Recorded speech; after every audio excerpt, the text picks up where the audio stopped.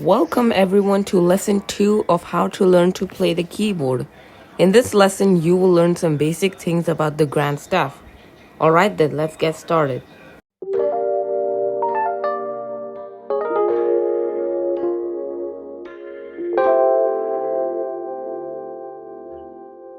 Many music notes are composed or written on the grand staff.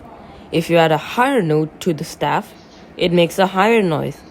If you add a lower note to the staff, it makes a low noise. Now let's talk about the two staves, that is the plural of staff. As you can see on your printable or on the screen, there are two staves. Both the upper and the lower staff have a set of 5 lines and 4 spaces. Now you may notice some symbols at the very beginning of the staves. The upper staff is known as the treble staff, which contains the symbol of the treble clef or the G clef, as you learned before. The treble clef will always have notes that are going high, from middle C to high C to an even higher C. The treble clef is always played with the right hand, and it's pretty easy to play with than the left hand. Your left hand can also be used on the treble clef, as seen in the most famous piece for Elise, but we will only focus on the treble clef with the right hand. Now let's talk about the lower staff, which is known as the bass staff, which has the symbol of the bass clef or the F clef, as it marks the note F on the bass line. The bass clef will always have notes that are going low, from middle C to low C to an even lower C. The bass clef is always played with, you guessed it, the left hand. Playing with the left hand on the bass clef is not that easy, so after completing each course, take some time to practice the songs in the playlist mentioned in the description box below for each course. Now let's talk about notes on the staff. Notes are basically a circle on the line or a space. Now I want you to draw a circle on your printable on the lowest line. Now once you draw that circle, you can see that the line passes through the note, and this is called a line note.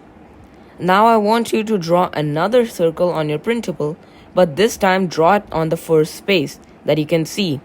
That is between the lowest line and the second line. Now once you draw that circle, you can see that no line passes through the note, and this is called a space note. Now let's move on to remembering notes on the staves. Remembering notes on the staves can be very confusing for beginner pianists, and most of them tend to make mistakes all the time. But I have a simple acronym that will help you remember these note names. Let's start off with the treble clef line notes. As you can see on your printable, there are 5 lines with 5 line notes. As I speak, I want you to label them on each line. The acronym is E, G, B, D, F, which stands for Every Good Bird Does Fly. The lowest line or the first line is E, that is every. The second line is G, that is good. The third line is B, that is bird. The fourth line is high D, that is does. And the fifth line is high F, that is fly. So altogether they make the acronym EGBDF, which stands for Every Good Bird Does Fly. Now let's start off with the space notes.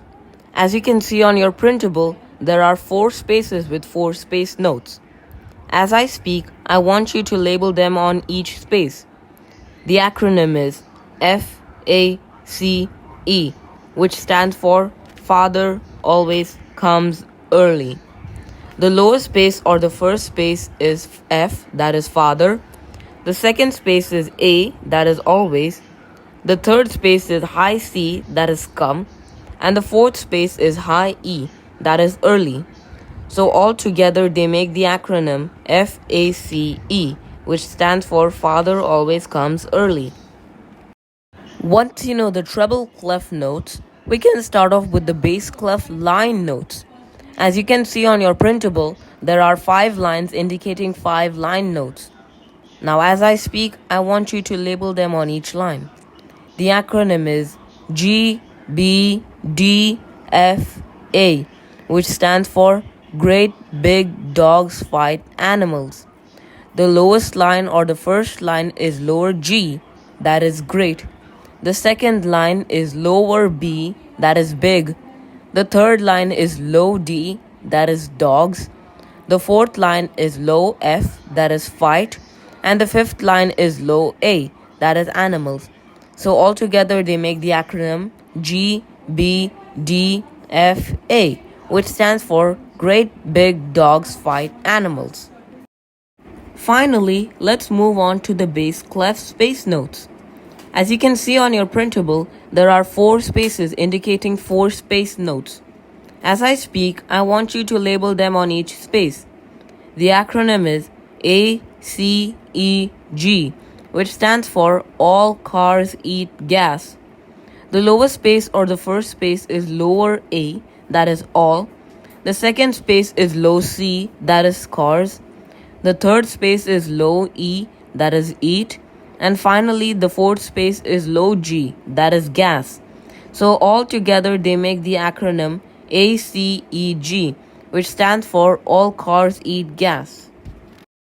Now let's talk a bit more about the treble and bass staves. These two are not just separate, but as you read sheet music, you will notice that they are connected together. They are connected together with a bar line and a brace, that is the wiggly line, and that is when we know that this is the grand staff.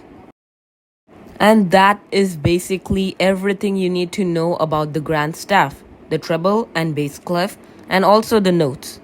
If you ever get confused about what I just said, you can practice the activities in the printable mentioned in the description below. Thanks for watching and see you later. If you're ready to move on to Apprentice II Lesson 1, click the card in the video or the playlist in the description below.